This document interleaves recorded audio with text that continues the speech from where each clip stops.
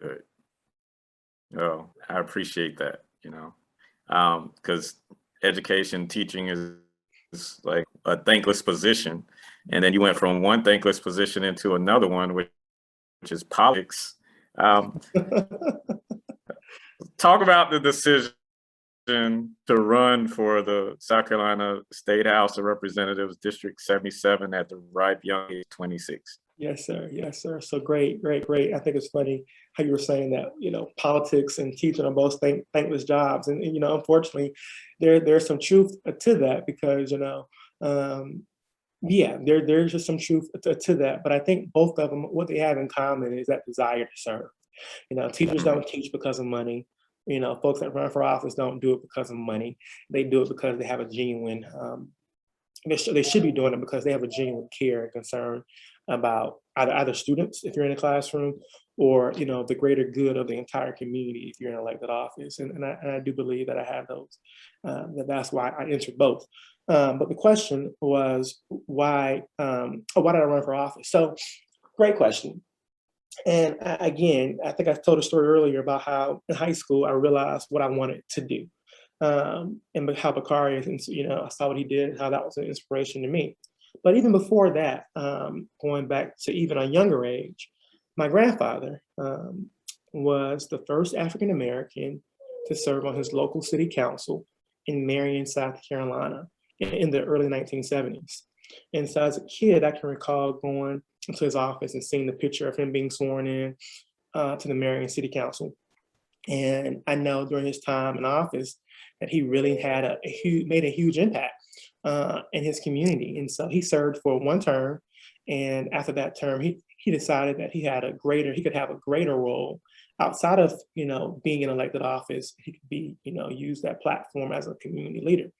But so really from an early age, seeing my granddad, seeing other folks, seeing my granddad and seeing other folks run for office, it was really an inspiration to me.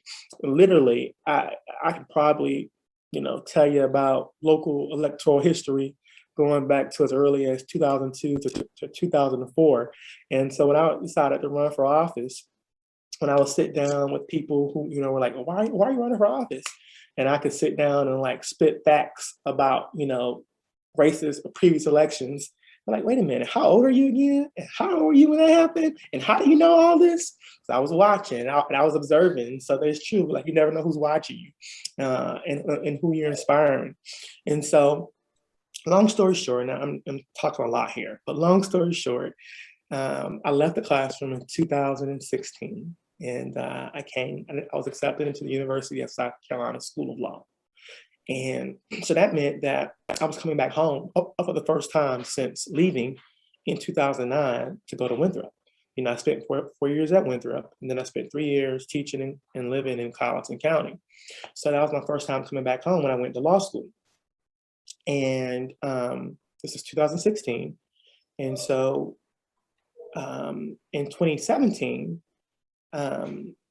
we had President Obama, the 2016 election had just taken place. And we all know how that ended. Folks thought that we were going to have a President Hillary Clinton, but we ended up with a President Donald Trump. And President Obama, during one of his last formal remarks as president, said to all the young folks that are listening, he said, I know that you're discouraged. I know that we didn't get the outcome that we wanted in this election. But he said, never, basically I'm paraphrasing, but never give up, never give up hope. If you're not happy with what you see happening in your community, don't just complain about it. Be the change. Go out and, Right. Run for office. Go out and work on campaigns. Go out and be the change that you want to see. So keep in mind that I always knew that I wanted to run for office. When I say always, I mean from high school, middle school, high school. I've been cultivating, I've been working, in my community as a community leader through the NAACP. I was, student government president for 2 terms at Winthrop. I was teaching, so I have been giving back and I have been serving for a long time. And I'm a big believer, Troy, that if you try to wait for the perfect moment in life to do something, you can sometimes miss your opportunity to be able to do that. I've talked to countless folks that have said, well, I waited and I wanted things to be perfectly aligned. But I've learned that there's never a perfect moment.